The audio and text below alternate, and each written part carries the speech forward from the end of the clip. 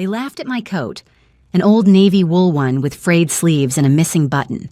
They laughed because they thought it told them everything they needed to know about me. Poor, invisible, irrelevant. But what they didn't know was that the woman inside that coat once built an empire from nothing. And that night, as I stood beneath that glittering chandelier, their laughter didn't break me. It reminded me who I really was. That was the moment I knew I had to take back control of what I'd lost: respect. My name is Lucille Grant, and if you've ever been underestimated because of how you look, then you'll understand my story. Before I begin, tell me, where are you watching from? I always love knowing where my stories reach, because pain and pride sound the same in every corner of the world. Now let me take you back, before the humiliation, before the limousine, before the title, Madam President, meant anything to the people who mocked me. I grew up in a little town in South Carolina, in a 2-bedroom house my father built with his own hands. My mother sold pies at the church bazaar, and my father fixed cars from our dirt driveway. We didn't have much, but I learned early that dignity doesn't come from money. It comes from work done honestly and a name kept clean. When I was 17, I left home with one suitcase, $53, and a notebook full of dreams. I worked as a cleaner in a hotel by day and took business classes at night. The smell of polish and bleach became part of me. Every surface I scrubbed, I whispered to myself, one day, I'll own a place like this. Years later, after my husband Charles passed away, I poured every ounce of grief into work.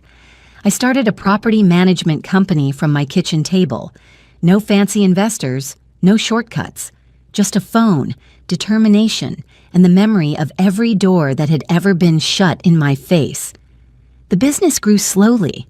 I hired other women like me, widows, single mothers, women people ignored. We became a small family, and before long, that kitchen table dream turned into Grant Enterprises, one of the state's most respected real estate firms. But while I built the company, I tried to build something even more precious. My son, Michael. He was my pride, my reason to keep breathing when nights felt endless. I wanted him to have what I never did: ease, comfort, belonging. Maybe in giving him everything, I taught him to forget where we came from. When I finally retired, I thought peace would follow. I bought a modest little house on the outskirts of town, roses in the garden, a swing on the porch, silence inside. But silence is a lonely sound when you've spent your life building noise. Then Michael met Vanessa. She was beautiful, the kind of woman who looked expensive just by standing still. Her family was old money Charleston, the sort that dined with politicians and wore pearls to breakfast. When he brought her home for Sunday dinner, I could see it in her eyes. That quiet calculation, the kind that measures a person by what they wear, not who they are.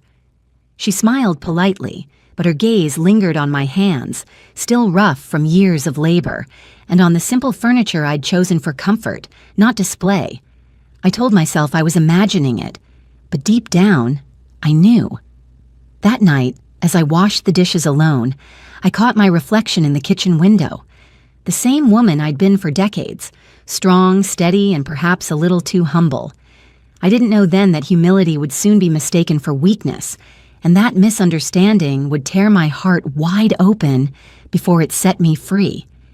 The first time Vanessa truly revealed who she was, it wasn't through her words. It was through her silence. Silence that dripped with judgment. Silence that made me feel like the wallpaper in my own home. It was a warm Saturday afternoon, the kind where the sunlight turns golden and every sound feels softer. Michael had called earlier in the week and said cheerfully, "Mom, Vanessa wants to visit. She's been dying to see the house I grew up in." I smiled at the thought. Maybe this was my chance to get to know her better, to show her that warmth can live even in a modest home. I spent the morning baking her favorite, or at least what I'd been told was her favorite, a lemon chiffon pie. The good plates came out of the cabinet, the ones with the tiny cracks along the edges that held more stories than most people's lives. When they arrived, Vanessa stepped inside first. Her heels clicked on the hardwood, echoing louder than her greeting. "Wow," she said slowly, eyes scanning the living room like a critic appraising a painting. "This place is quaint. Quaint." The word felt like a pin through my chest.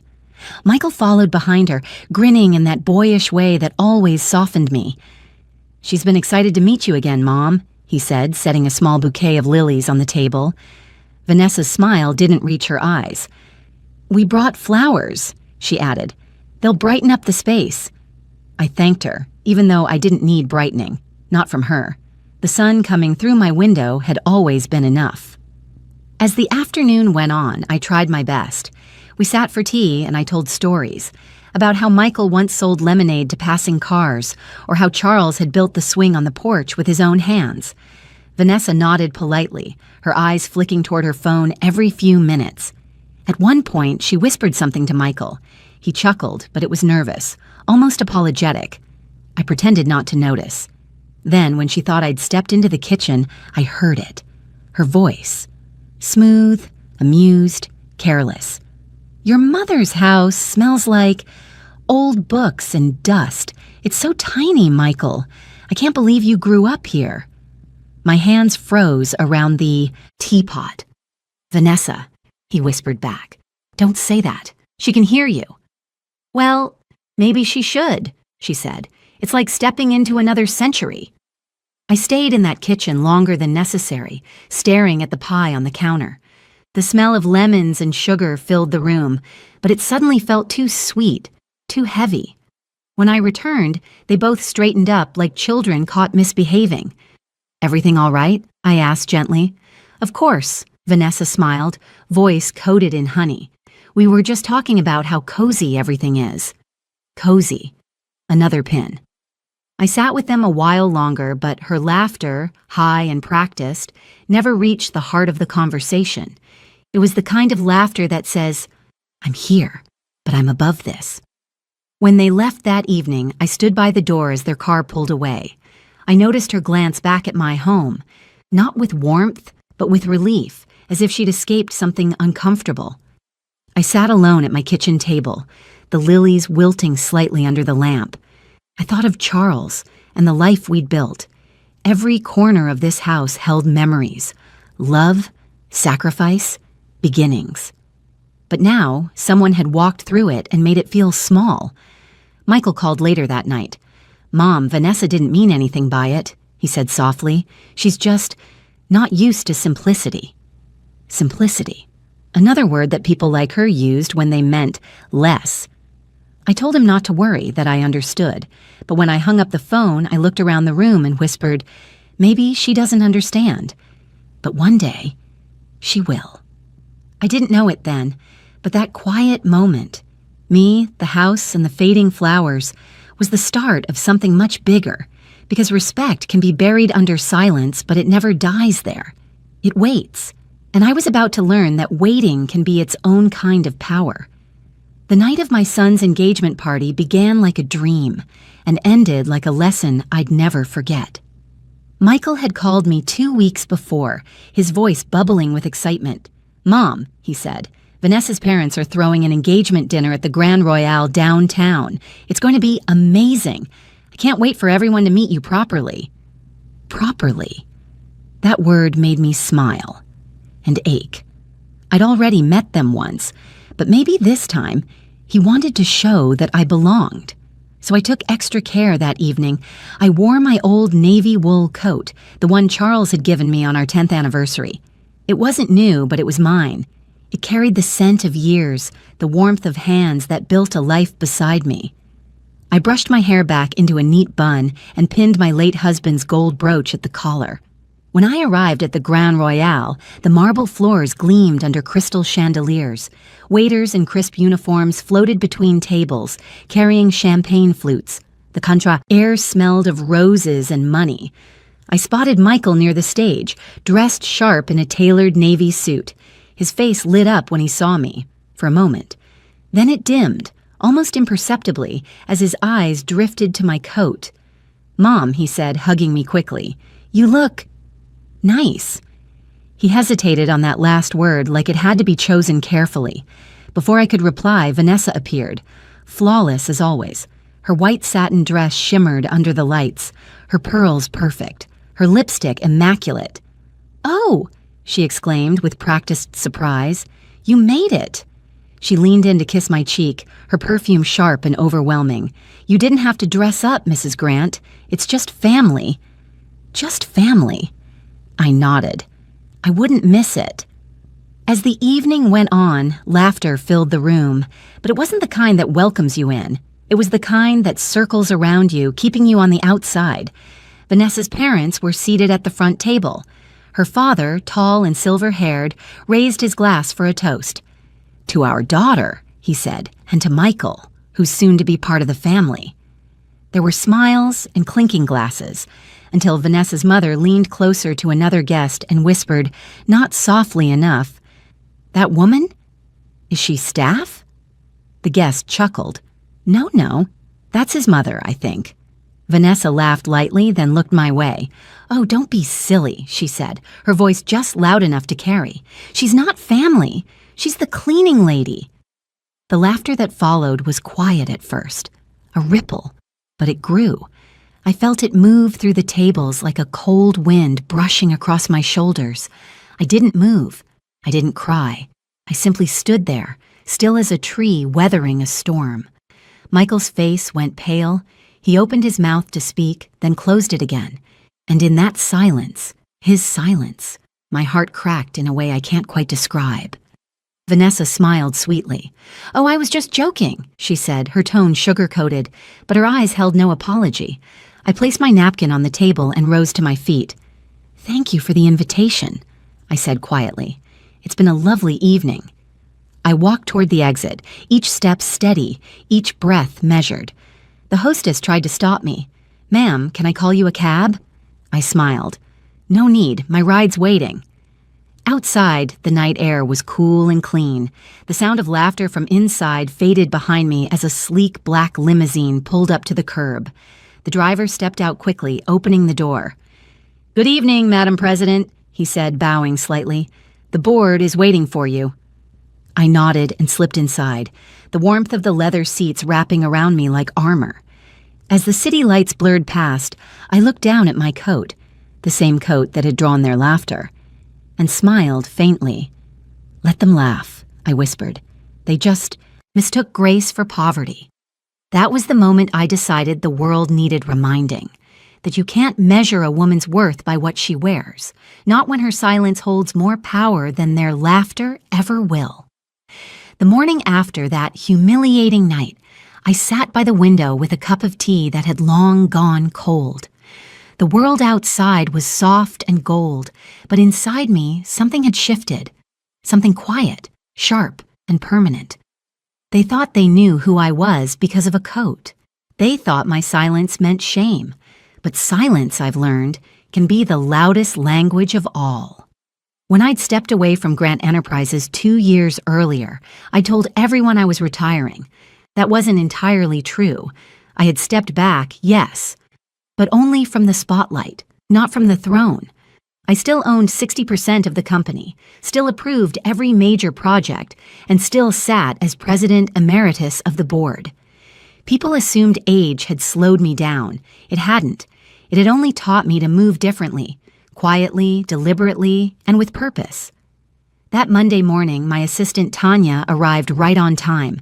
She was in her 40s, sharp-eyed and loyal. One of the women I'd hired decades ago when no one else would take a chance on her. She carried a folder full of updates and news clippings. "Ma'am," she said, placing the folder in front of me. "I heard what happened last night." I raised an eyebrow. "Word travels fast." Tanya's expression hardened. "They disrespected you in public, the same people who begged for your investments last year." I smiled faintly. "That's the thing about masks, Tanya. They eventually slip." She hesitated, then asked, "What are you going to do?" I looked out the window at the rose bushes Charles and I had planted years ago. "Nothing. For now. Let them believe I'm just the cleaning lady." Tanya grinned. "You've got that look in your eyes again. The one you get before something big."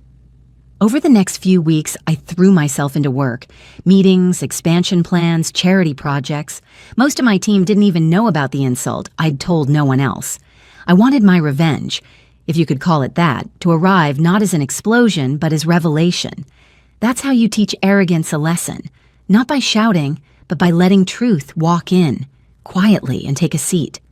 Meanwhile, rumors about me began to swirl among Michael's circle. Vanessa had been busy talking. At brunches and charity luncheons, she'd giggle to her friends and say things like, "Michael's mother used to be successful, back in the dinosaur days." Or, "It's sad, really. She clings to that old company as if it still matters." One of my colleagues overheard and told Tanya, who told me. I simply nodded. "Let her talk," I said. "Every lie she tells just sets the stage for a louder truth."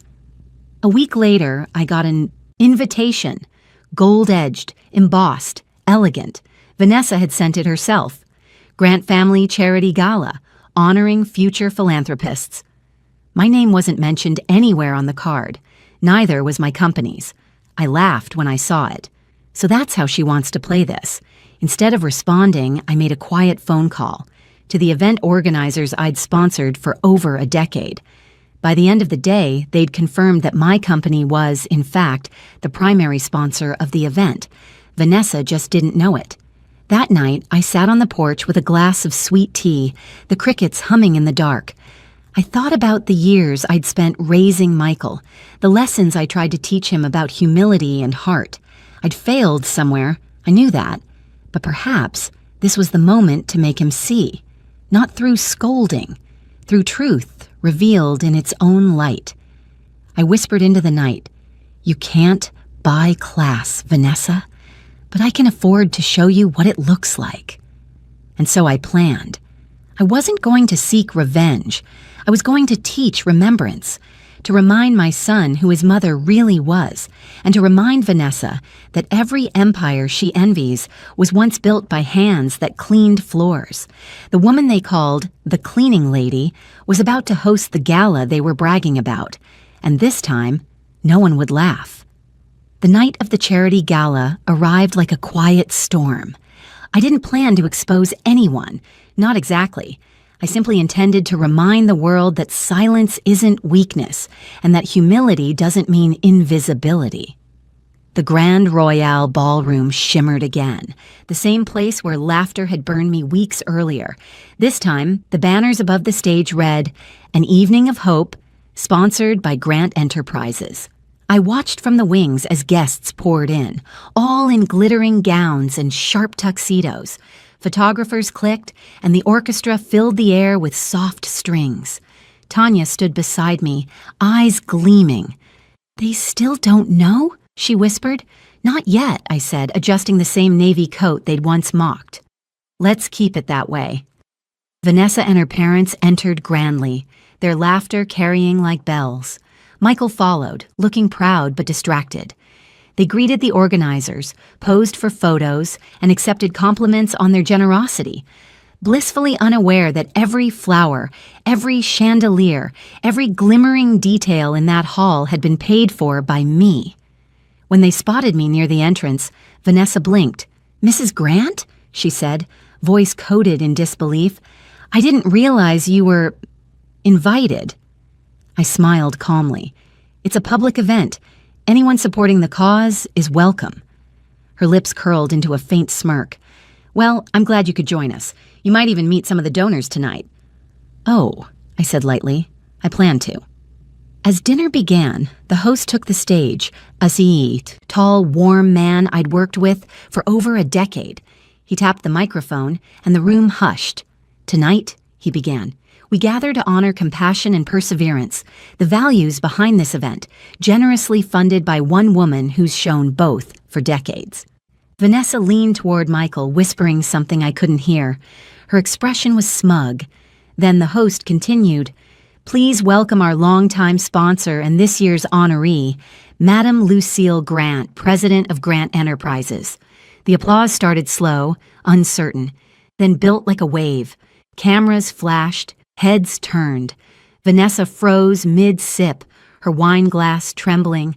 Michael's fork clattered to the table. I rose, calm and steady, and walked toward the stage.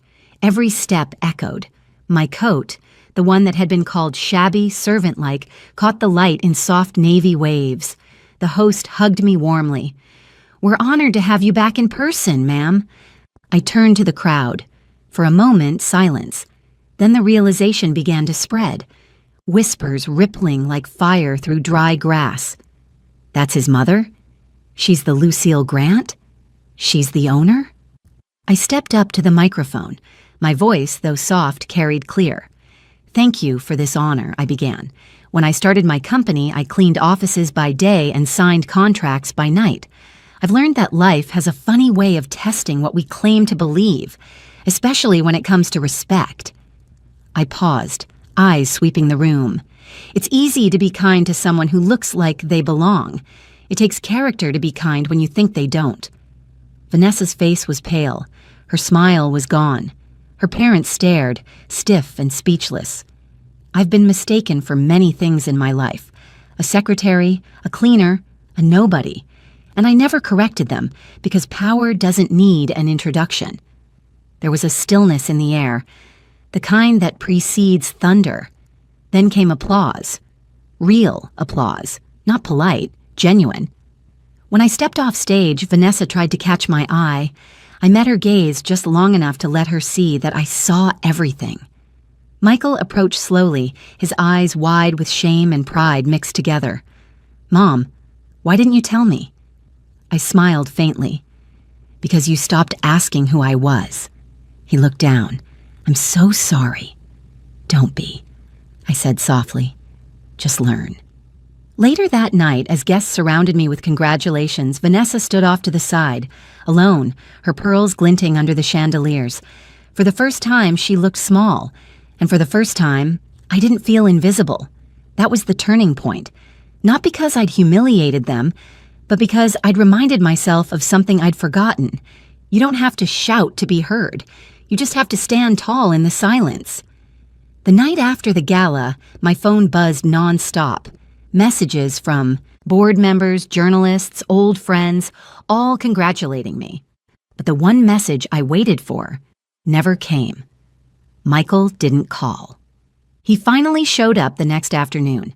I was in the garden trimming my rose bushes when I heard his car pull up.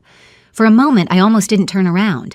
I wanted to let him walk the same path Vanessa once had, past the porch swing, the chipped fence, the reminders of where we started.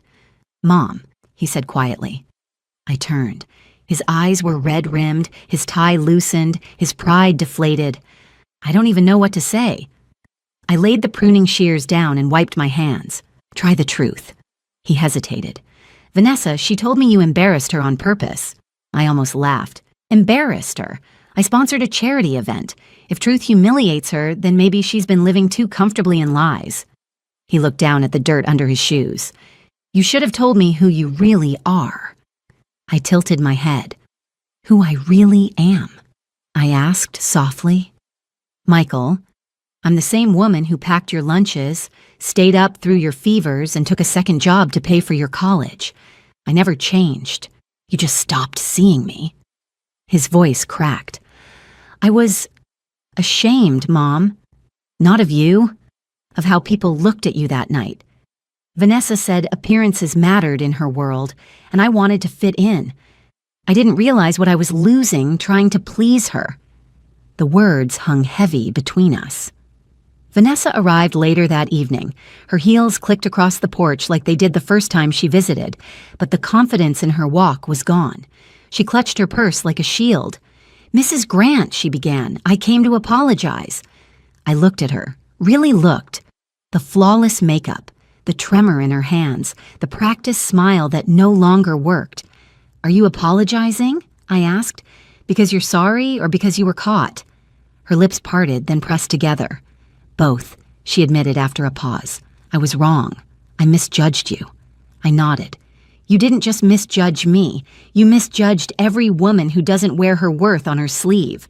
She swallowed. I don't expect forgiveness." "Good," I said gently, "because forgiveness is something you earn through change, not convenience." Michael stepped onto the porch beside her. "Mom, Vanessa's moving back in with her parents for now. We both need time." Vanessa looked down.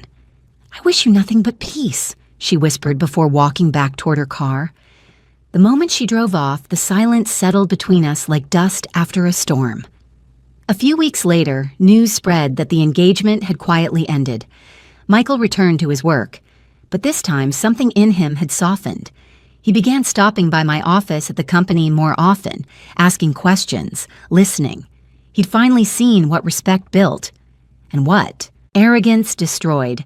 One afternoon, as we reviewed some files, he said, "Mom, you've been leading with grace all your life. I just didn't recognize it."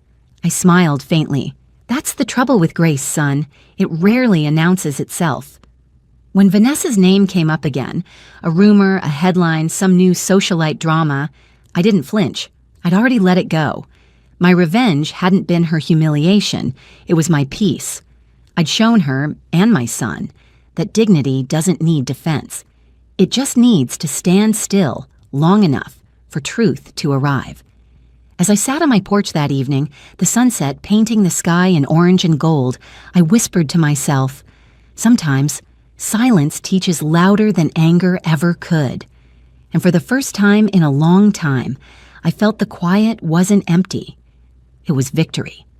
The months that followed felt different, not softer, but steadier. The kind of peace that doesn't come from pretending things never happened, but from knowing you've survived them and chosen to stay kind anyway. Michael began stopping by every Sunday, not out of obligation, out of genuine care. He'd sit on the porch swing with me, the same one his father built decades ago, and we'd watch the sun dip behind the trees. Sometimes we'd talk about work, sometimes about nothing at all. He started asking about my early years at the company, about the deals I closed when no one believed in me. "You did all that without investors?" he asked one day, wide-eyed. I smiled. "Just grit, prayer, and a whole lot of unpaid sleep." He chuckled softly. "You make it sound easy." "Oh no," I said, shaking my head. "It was brutal. But so is life for anyone who refuses to stay small." That line made him go quiet. I saw it in his face. The realization that for years he'd mistaken quiet for weakness. A few weeks later, he brought me a gift, a simple, elegant box wrapped in navy ribbon. Inside was a brand new wool coat, dark blue, tailored, strong.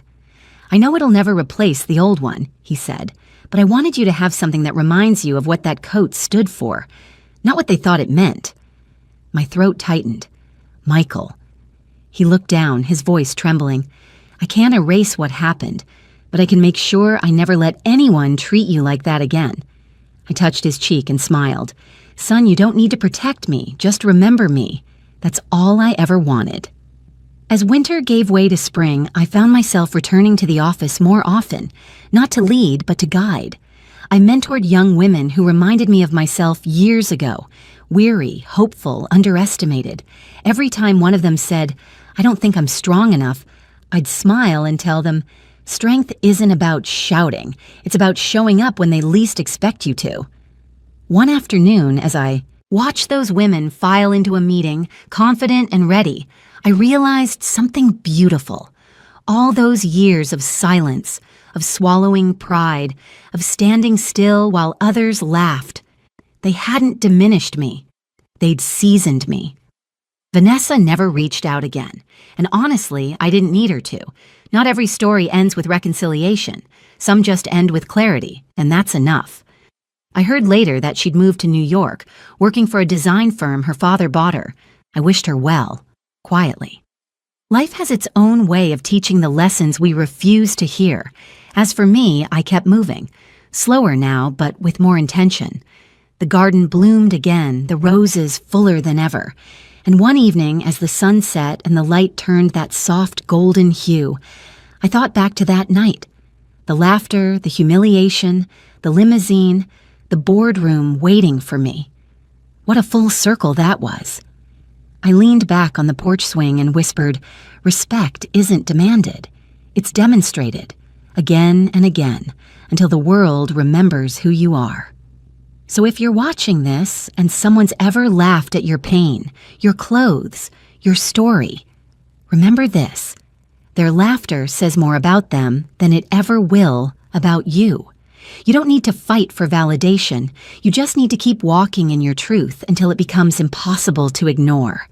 And when that day comes, when the ones who doubted you finally see who you are, don't gloat, just smile, because dignity has already done the work for you. Thank you for listening to my story. Now tell me, where are you watching from tonight? Because somewhere out there, another woman is being underestimated, and I hope my story reaches her before she forgets what she's worth.